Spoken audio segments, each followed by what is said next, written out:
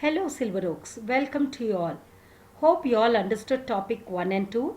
Today we'll be talking about topic 3.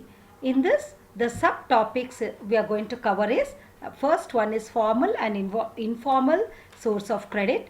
Then second topic will be talking about self-help group for the poor, and third topic will be talking about Grameen Bank of Bangladesh, in which we'll talk about RBI also.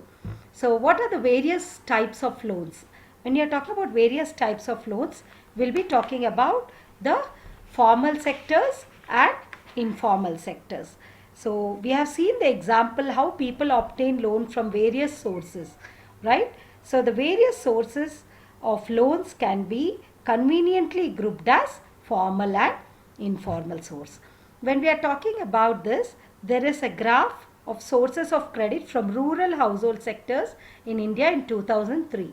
So when you see this graph, you can see that how rural household, they take 30% of loans from money lender, 3% from traders, 7% from relatives and friends, 7% from others, 27% from cooperative banks, and then you will see a cooperative society, and then 25% from commercial bank and 1% from landlords. So first we'll try to understand what is Reserve Bank of India and how it tries to supervise the functioning of formal sources of loans. So we have seen banks how they maintain minimum cash balance out of deposits they receive. So RBI is the one who tries to monitor and maintain balance. So how, while giving loan, what is it is a profit making business. So how much of loan it is giving to small cultivators, small industries, small borrowers. So it submits the information that they are lending with interest, and there is no such organization which can supervise the credit activities of the lenders in informal sectors, but they can lend and whatever interest they choose. So this is there is no one to stop them for using from unfair means of getting back the money in informal source, but formal source is taken care by the functions of the Reserve Bank. The Reserve Bank is the only bank that takes care of issuing the notes, banker of the government, it's a custodian of foreign exchange, and it's a lender for last resort. Similarly, it regulates the payment, it has development functions, and then it regulates the financial system, and it is managing the foreign exchange. When you are talking about RBI, it is the bankers of bank. As I told you, it looks after the payment, it looks after the currency, foreign exchange, for financial system, and monetary management. What are the objectives of central bank? It maintains the internal value of currency, preserves the external value of rupee, ensures price stability, promotes economic growth, it promotes the financial institutions. So when we are talking about the borrowers, how they have less income left for themselves, and how it is being repaid. So this could, for reasons, bank and cooperative society need to lend more. So this would lead to higher incomes for many people, and they could then borrow cheaply from the cheaply for a variety of needs. So a cheap and affordable credit is crucial for countries' development, for our understanding. Now when we talk about formal and informal sectors, who gets what? In formal sectors, when we are talking about the people are divided into four different groups there. It is like poor household, household with few assets, well off households, and rich households. In this, we are talking first about formal source of credit. In formal source of credit, we are talking about the commercial banks, cooperative society, regional rural bank, that constitute the formal sectors of credit. Formal is, we have all the documents intact, like RBI, who is the one who supervises the functioning of formal source of loans. They collect low rate of interest. They follow some well defined rules and procedures. In informal source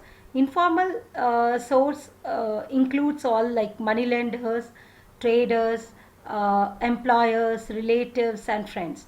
There's no organization to supervise it, and they lend it in a high rate of interest also at times. So they do not follow any rules and regulations. So here is the difference between formal source and informal source. When we talk about formal source, we talk about RBI.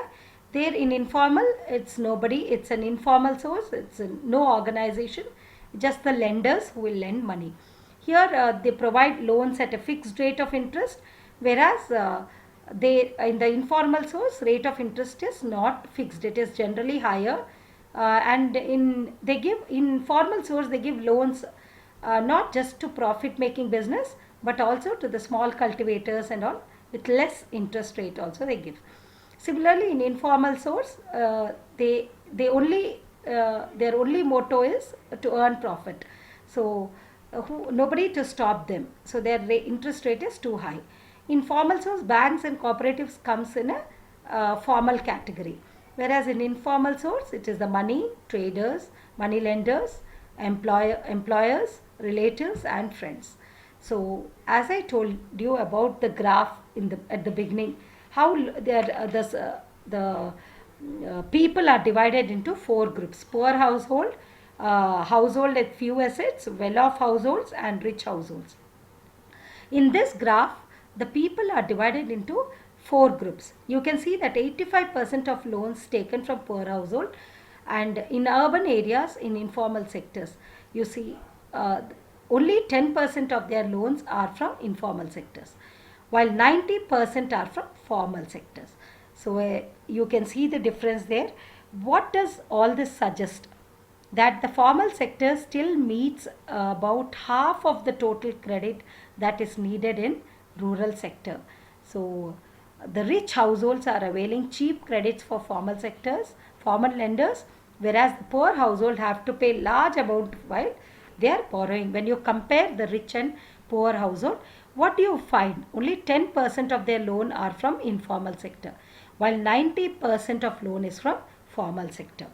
So a similar pattern is found in rural areas also. When you see the rich households are availing cheap credits and the formal lenders, whereas the poor households are having a large amount for borrowing. So most of the loans from informal lenders, they have high interest rate, as I told you, and it is necessary for the bank and cooperatives how they increase their lending, particularly in rural area. So their dependence on informal source of credit reduces. Secondly, we should take care that while formal sectors or loans, they need to expand, it is also necessary that everyone receives a loan. Uh, Here next we'll be talking about the third topic of self-help group and cooperatives. What is self-help group? Where do you find them? So when you are talking about self-help group, we get to know about how the borrowers can approach the money lenders even without repaying the early loans. So when in the villages, in rural areas, the people will go to money lenders to avoid that, to stop that. In recent years, people have tried to find some new ways of providing loans to the poor. The idea is to organize the rural poor. In particularly in self-help group, they pool up, they collect their savings. It is like in self-help group, they are 15 to 20 members. Mostly women are part of this group. Each member contributes some money. They collect all the money amount in a group, and the rate of interest also is very low. It is decided by the members, maybe some 2% or something like that, and they'll save, like per day each member will save 25 rupees, or it will extend up to 100 rupees. These members, they collect whoever is in a need, they'll collect a loan, they'll take the loan from that particular group, and others will ensure that they are repaying it back. This group is even eligible for availing loans from the bank, because these loans will be kept in a local cooperative bank, in the local bank, and the banker will recognize these people, and they'll think that these are very um, small loans we can give for these people, and they are very prompt in giving the loans back. So this is how the group charges interest on these loans, and after some time they'll repay it back to the group. Loan is sanctioned there, the name of the group, and it's meant for self-employment opportunity here. So this is how the self-help group help each other.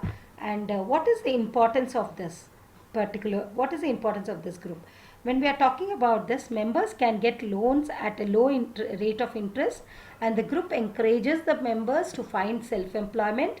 Members can discuss and act on social issues such as health and nutrition, domestic violence, anything. And banks will also give loan to the self-help group without any collateral security. So it is in self-help group, it helps the borrower to overcome the problem of lack of collateral also here. And self-help group are building blocks and organization in rural sectors and rural segment, where it helps the women to financially become self-reliant. So they regularly meet, and it is a platform to discuss on various social issues, health, nutrition, and domestic violence also. And next we will be talking about the Professor Muhammad Yunus. He is the founder and the chairperson of Grameen Bank of Bangladesh, and he is a recipient of 2006 Nobel Prize, not for banking what is giving, but for peace. Okay, but who is he? He is a social entrepreneur, a banker, economist, a civil society leader, and he was, as I told you, he's a pioneer in the concept of microcrediting and microfinances. So he gave loans to the poor. Generally here also most of the women only have received these loans, and he started it where 6 million borrowers over 40,000 villages spread across Bangladesh. This was during the period of 1970. Even the poorest section of the society got loans, and they started running their own business, and they started generating income, and they were successful. So by this we will end this chapter, and you all will get to know how economic activities require loan and credit, how we saw credit can be sometimes positive, it has a positive impact, and it has a certain situation that makes borrower worst, right? So these can be either credit, whenever it is available, it can either be in formal or informal source. So it is essential that the formal sector credit increases, and there is that people should depend on formal sources rather than informal source of credit. The poor should get greater share of formal source of opportunities like banks, cooperative societies, and these steps are important for development. So thank you, and hope you all understood the first, second, and third part of money and credit, and enjoy learning. Keep doing the class task. Happy learning. Thank you.